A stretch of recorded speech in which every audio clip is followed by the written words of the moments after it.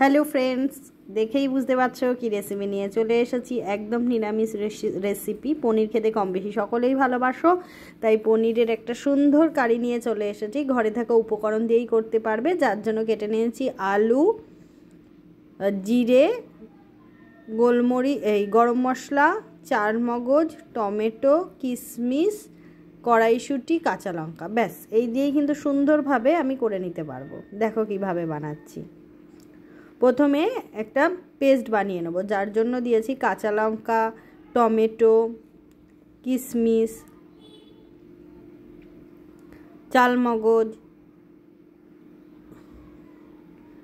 এতে সামান্য একটুখানি জল দিয়ে ভালোভাবে একটা পেস্ট তৈরি করে নেব। আর পনিরগুলোকে আমি লম্বা লম্বা করে কাটছি, তোমাদের যেমন ইচ্ছা তেমন কেটে নিতে পারো।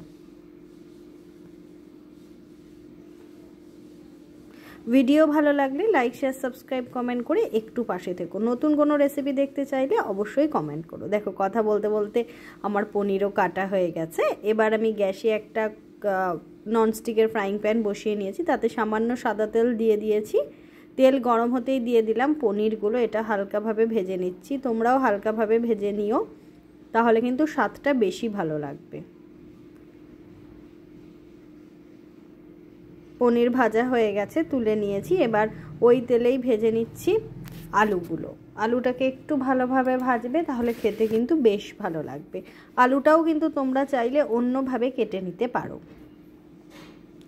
নতুন কোনো রেসিপি লাগলে বলো, আমি কিন্তু অবশ্যই সেই রেসিপি নিয়ে তোমাদের সামনে হাজির হব। আলু ভাজা হয়ে গেছে, তুলে নিয়েছি। এবার যে পেস্টটা তোমাদের দেখালাম সেই পেস্টটা কিন্তু এই তেলে ঢেলে দিচ্ছি। অল্প পরিমাণে তেল দিয়ে কিন্তু তোমরা এই সুন্দর রান্নাটা করে রুটি, পরোটার সঙ্গে খেতে পারো, পোলাওয়ের সঙ্গেও কিন্তু বেশ ভালো লাগবে। চটজলদি এই ডিনার কিন্তু একবার তোমরা করে অবশ্যই বাড়িতে খেয়ে কমেন্ট করো কেমন হয়েছে। এবার আমি এই মশলাটাকে ভালোভাবে একটু ভেজে নেব।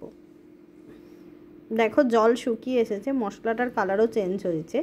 এবার দিলাম সামান্য পরিমাণ চিনি, এটা চাইলে তোমরা স্কিপ করতে পারো। আর দিলাম সামান্য পরিমাণ হলুদ, সামান্য নুন, যতটা তোমাদের নুন লাগবে ততটা কিন্তু নুন দেবে। দিয়ে দিলাম লাল লঙ্কার গুঁড়ো, সঙ্গে দিলাম কাশ্মীরি লঙ্কার গুঁড়ো। এটা যদি তোমাদের মনে হয় দেবে না, না দিলেও পারো। এটা আমি একটু কালারের জন্য আর ঝালের জন্য দিয়েছি। ভালোভাবে মশলাগুলোকে আরেকটু ভেজে নিচ্ছি। দেখো মশলা ভাজতে ভাজতে কিন্তু কালারটা চেঞ্জ হয়ে আসছে। দেখো কি সুন্দর লাগছে না কালারটা। এবার এতে ভেজে রাখা আলুগুলোকে দিয়ে মশলার সঙ্গে ভালোভাবে মিশিয়ে নিচ্ছি। যত ভাজবে তত কিন্তু মশলার কালারটা চেঞ্জ হবে এবং খেতে কিন্তু বেশ ভালো লাগবে।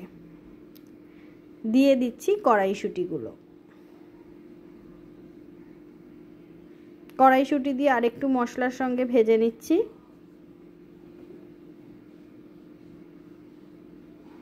এবার দিয়ে দেব সামান্য পরিমাণ জল। যেটা মশলাটা যেটা বেটেছিলাম সেইটাতেই কিন্তু জলটা নিয়ে দিচ্ছি। দেখো জলটাও ফুটে উঠেছে, মাখা মাখা হয়ে গেছে। এবার দিয়ে দেবো স্বাদ মতো জল, মানে তোমরা যতটা ঝোল খাবে তার উপরে জল দেবে। একটু সামান্য গ্রেভি গ্রেভি রেখো, তাহলে খেতে কিন্তু বেশি ভালো লাগবে। এবার একটু গ্যাসের আঁচটা জোরে দিয়ে দেবে। ঝোল ফুটবে এবং আলুটা সেদ্ধ হবে, ততক্ষণ পর্যন্ত কড়াইয়ের ঢাকনাটা বন্ধ করে রাখবে। দেখো আমার ঝোল ফুটে উঠেছে, আলুও সেদ্ধ হয়ে গেছে প্রায়। এবার আমি দিয়ে দিচ্ছি ভেজে রাখা পনিরগুলো।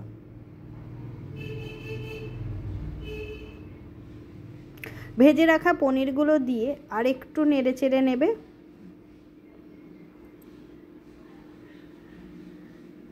দেখো কালারটা কি সুন্দর এসছে। দেখো